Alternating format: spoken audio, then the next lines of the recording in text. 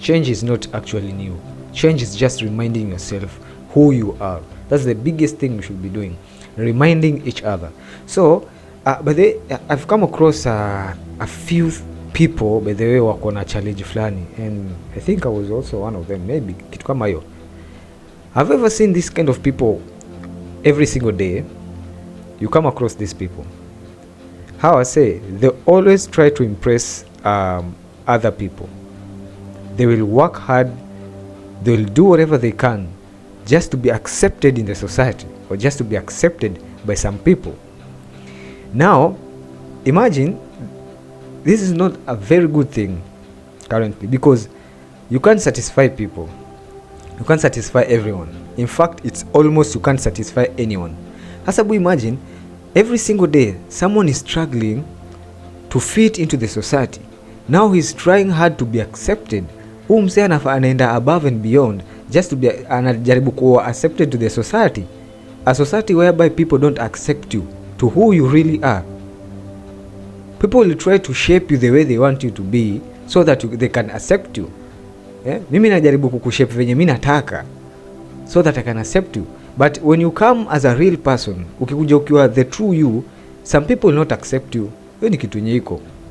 So now imagine kuna wase hukunje wana struggle kufanya hiyo shit. And this is the biggest reason. I want you to understand one thing.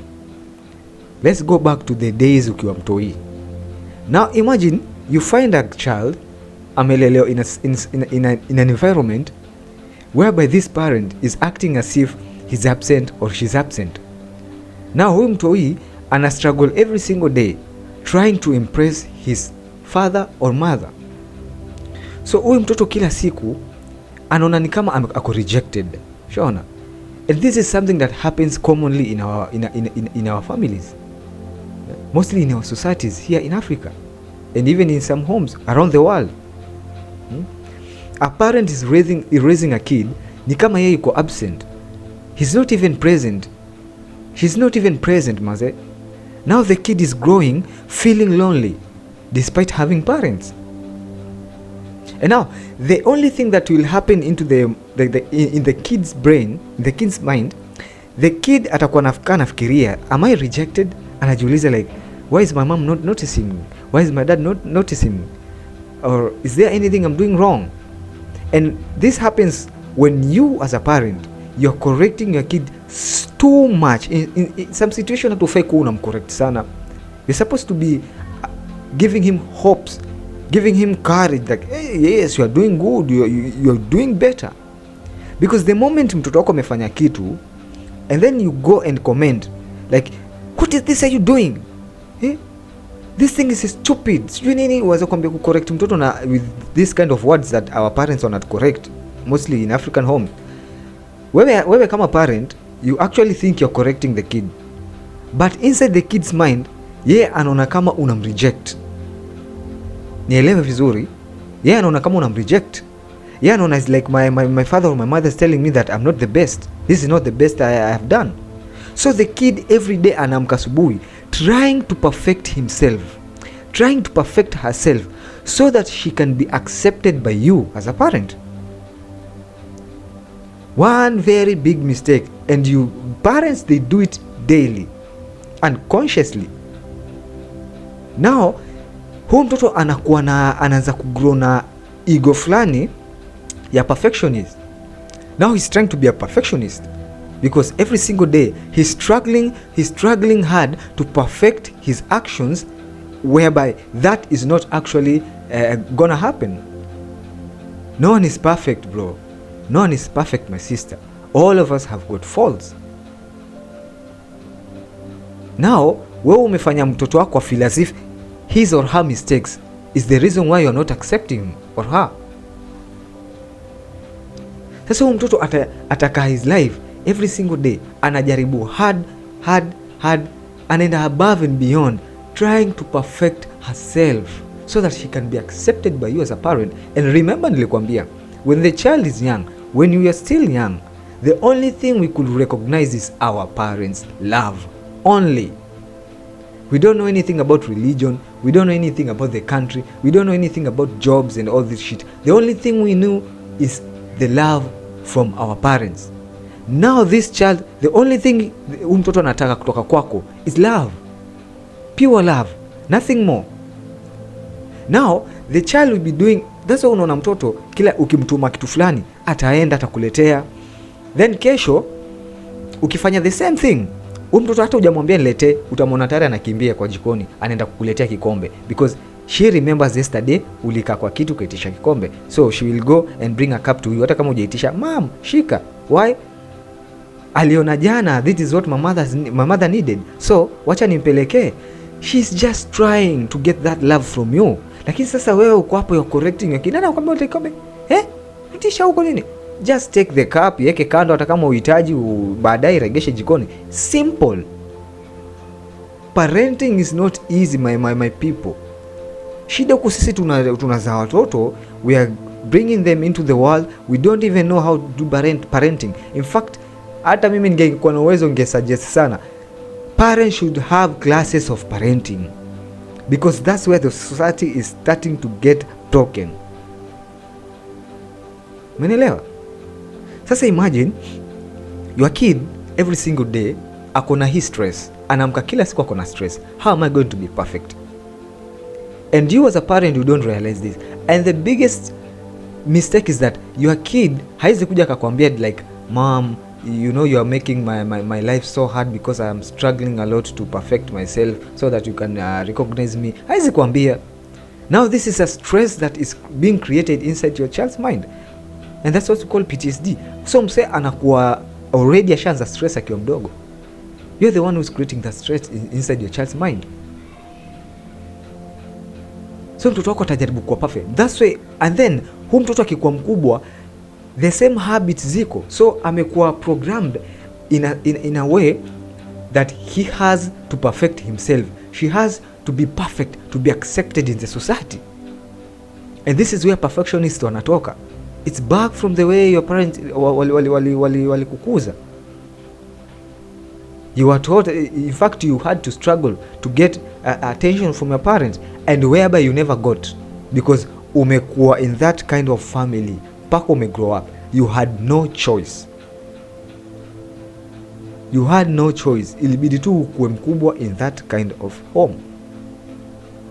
And this is the reason most of us tukikuwa wakubwa, once you have turned 18, uko na job, the only thing that is in your mind is, I need to get out of here. I don't know where I'm gonna go, but I just need to go away from home, because there is something inside your heart, deep inside your heart and in your mind, that you felt rejected, though you can't say it. Though sasa pia it's crazy that we mwenyewe you never recognize that, so you will still have the love of your parent, because the love of your parents is natural. So utakuwa unapenda your parents, but still utakuwa na something inakusumbua inside. For example, umekuwa mtu mzima, then unakuja realize you are trying to perfect yourself pali uko like jobs in your working area, you are trying to perfect yourself.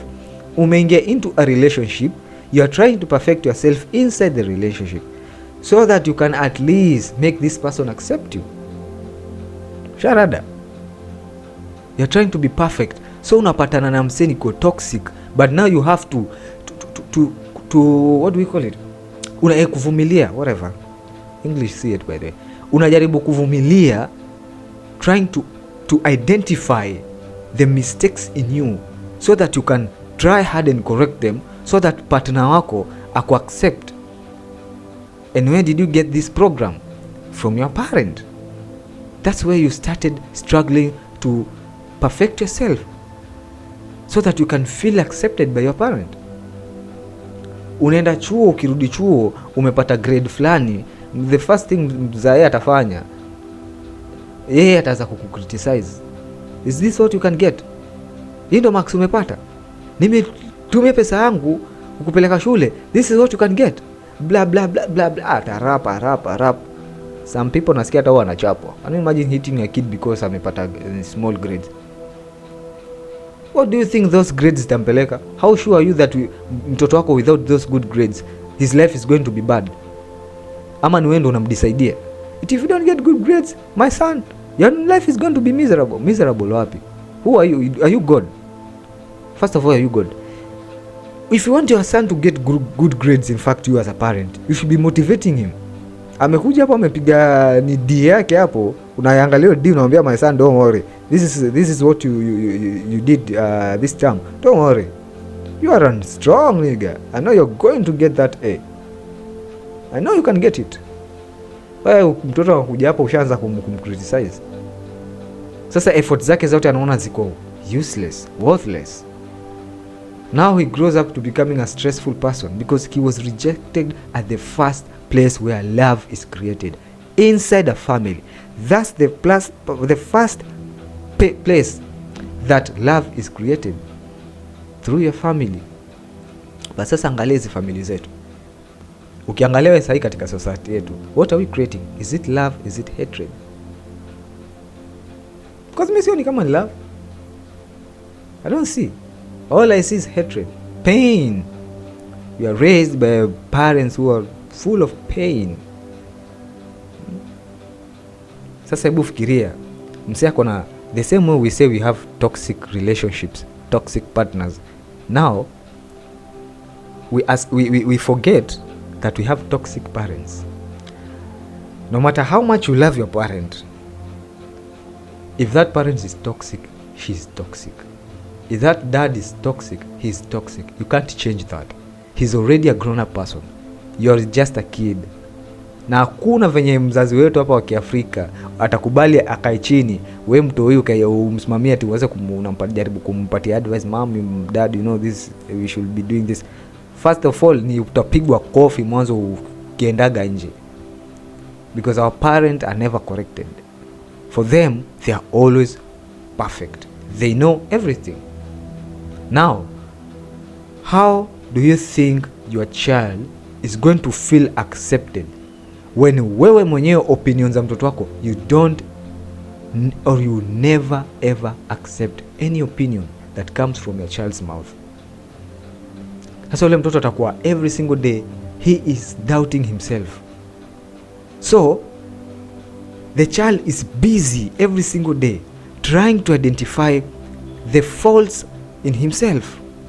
Kila siku mtu yeye anajaribu kuangalia makosa zake ziko wapi. Imagine unaamka asubuhi and the first thing you're trying to notice, niko na makosa gani? Ni wapi naweza kosea? So every time nafanya kitu niko hapa tu like I hope sitakosea. And this is how we grow up.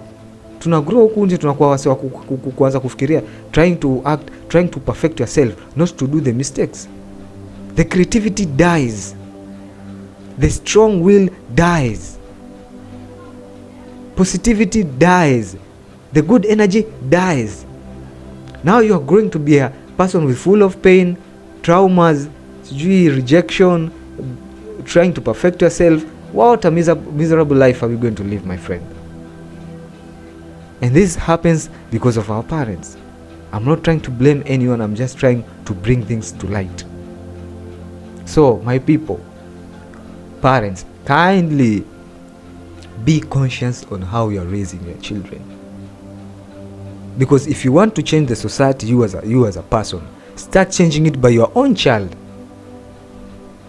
If you notice that umelelewa katika familia yenye inakuwa na matatizo, ma problems za ufala, ma beef, don't create your children, don't raise your children the same way. Raise your child with the best way you ever wanted. Umeelewa? If you notice that kuna kuwa na shida katika familia, don't raise your child with the same thing.